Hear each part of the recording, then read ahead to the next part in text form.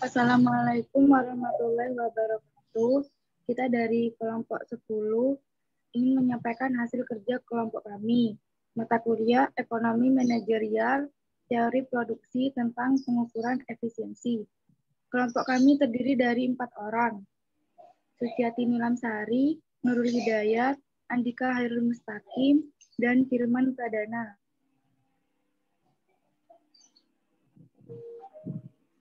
Produksi adalah usaha menciptakan dan meningkatkan kegunaan suatu barang untuk memenuhi kebutuhan. Untuk melihat hubungan antar input, faktor produksi, dan output hasil produksi.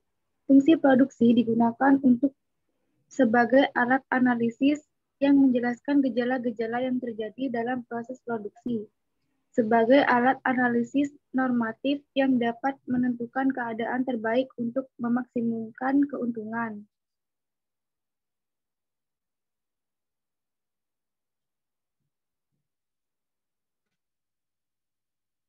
Macam-macam teori produksi ada 3.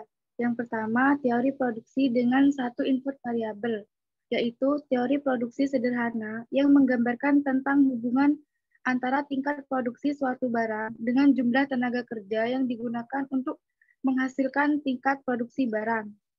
Yang kedua, teori produksi dengan 2 input variabel, yaitu kombinasi menggunakan input variabel untuk memproduksi atau menghasilkan suatu output produk disebut sebagai isokuan. Semakin tinggi isokuan menunjukkan tingginya kuantitas output yang dihasilkan. Sebaliknya isokuan yang rendah menunjukkan tingkat output yang rendah pula. Yang terakhir ada teori biaya. Biaya atau ongkos produksi adalah semua pengeluaran yang dilakukan oleh perusahaan untuk memperoleh faktor produksi dan bahan mentah yang digunakan untuk produksi.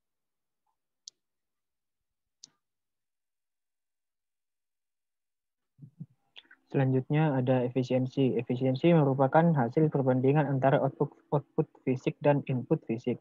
Semakin tinggi rasio output terhadap input, maka semakin tinggi tingkat efisiensi yang dicapai.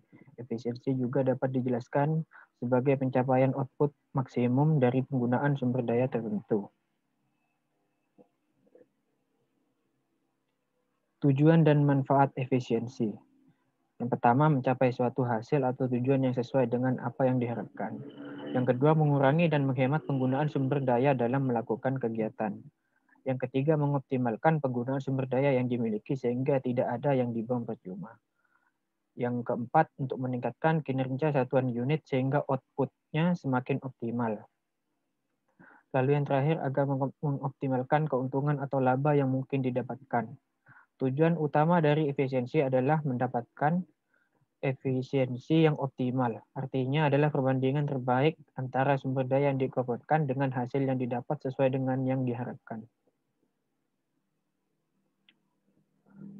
Menurut Kos dan Rosinweg 1979 dalam Dita Triana Dewi dan Dita Triana Dewi 2010, ada 3 faktor yang menyebabkan efisiensi, yaitu apabila dengan input yang sama menghasilkan output yang lebih besar, dengan input yang lebih kecil menghasilkan input yang sama, dan dengan output yang lebih besar menghasilkan output yang lebih besar lagi.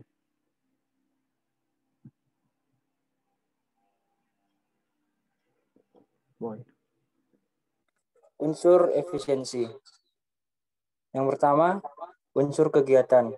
Dapat dikatakan efisien apabila suatu tindakan dengan usaha tersebut mampu memberikan hasil yang maksimal. Yang kedua, unsur hasil. Dapat dikatakan efisiensi apabila suatu hasil pekerjaan tersebut dapat dicapai dengan usaha, waktu, biaya, metode kerja yang seminimal mungkin.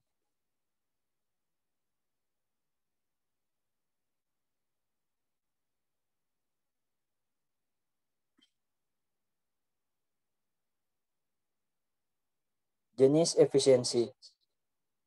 Yang pertama, efisiensi optimal. Efisiensi optimal merupakan perbandingan terbaik antara pengorbanan yang dilakukan dengan hasil yang didapatkan yang sesuai dengan yang diharapkan. Dilihat dari segi hasil, contoh efisiensi optimal adalah seorang manajer bisa mencapai suatu output, produktivitas, performance yang lebih tinggi dibandingkan dengan masukan-masukan tenaga kerja, uang, waktu, dan bahan yang digunakan. Yang kedua, efisiensi dengan tolak ukur. Efisiensi dengan tolak ukur merupakan perbandingan antara hasil minimum yang telah ditentukan sebelumnya dengan hasil nyata yang dicapai. Artinya, dapat dikatakan efisien apabila hasil nyata lebih besar dari angka minimum hasil yang ditentukan sebelumnya. Dan yang terakhir, efisiensi dengan titik impas. Efisiensi dengan titik impas merupakan jenis efisiensi yang sering digunakan pada berbagai bidang usaha, di mana titik impas atau break-even point merupakan titik batas antara usaha yang efisien dan tidak efisien. Suatu usaha atau bisnis bisa dikatakan efisien apabila titik impasnya diketahui dan bisnis atau usaha tersebut menghasilkan lebih dari titik impas tersebut.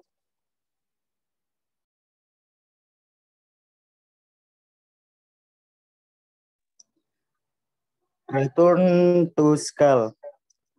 Return to scale perlu diketahui untuk mengetahui apakah kegiatan dari suatu usaha yang diteliti tersebut mengikuti kaidah increasing, constant atau decreasing return to scale. Produksi guna melihat kemungkinan perluasan usaha dalam suatu proses produksi. Analisis skala usaha sangat penting untuk menetapkan skala usaha yang efisien. Dalam hubungan antara faktor produksi atau input dengan tingkat produksi atau output, skala usaha menggambarkan respon dari output terhadap perubahan proporsional dari input.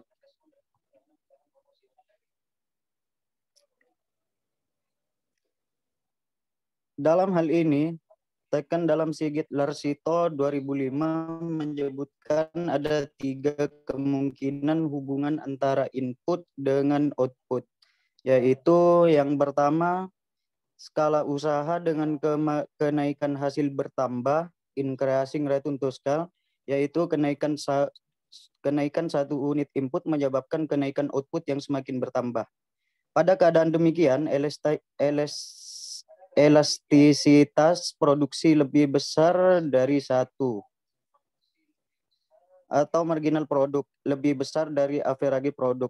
Di samping itu, dalam skala usaha ini, average variable cost lebih besar dari marginal cost. Yang kedua, skala usaha dengan kenaikan hasil tetap, yaitu penambahan 1 unit input menyebabkan kenaikan output dengan proporsi yang sama. Pada keadaan ini, elastisitas produksi sama dengan 1. Atau marginal produk sama dengan average produk dan average variable cost sama dengan marginal cost. Yang terakhir, skala usaha dengan kenaikan hasil yang berkurang, decreasing return to scale, yaitu bila pertambahan 1 unit input menyebabkan kenaikan output yang semakin berkurang.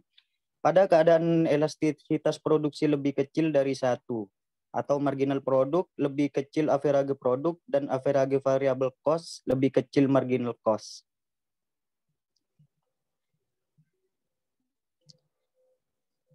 Pentingnya return to scale.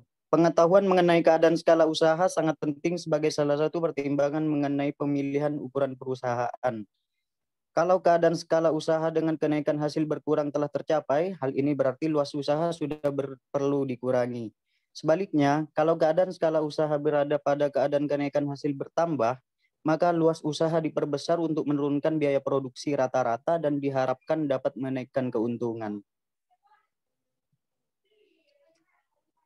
Pengetahuan mengenai keadaan skala usaha sangat penting sebagai salah satu pertimbangan mengenai pemilihan ukuran perusahaan. Kalau keadaan skala usaha dengan kenaikan hasil berkurang telah tercapai, hal ini berarti luas usaha sudah perlu dikurangi. Sebaliknya, kalau keadaan skala usaha berada pada keadaan kenaikan hasil bertambah, maka luas usaha diperbesar untuk menurunkan biaya produksi rata-rata dan diharapkan dapat menaikkan keuntungan. Kalau keadaan skala usaha dengan kenaikan hasil tetap, maka luas rata-rata unit perusahaan yang ada tidak perlu dirubah. Dalam hubungan antara faktor produksi atau input dengan tingkat produksi atau output, skala usaha return to scale menggambarkan respon dari output terhadap perubahan proporsional dari input. Sigit Larsito 2005.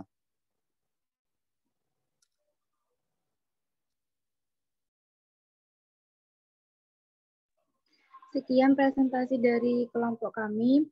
Wallahul muwaffiq ila aqwamit thoriq. Wassalamualaikum warahmatullahi wabarakatuh. Assalamualaikum warahmatullahi wabarakatuh.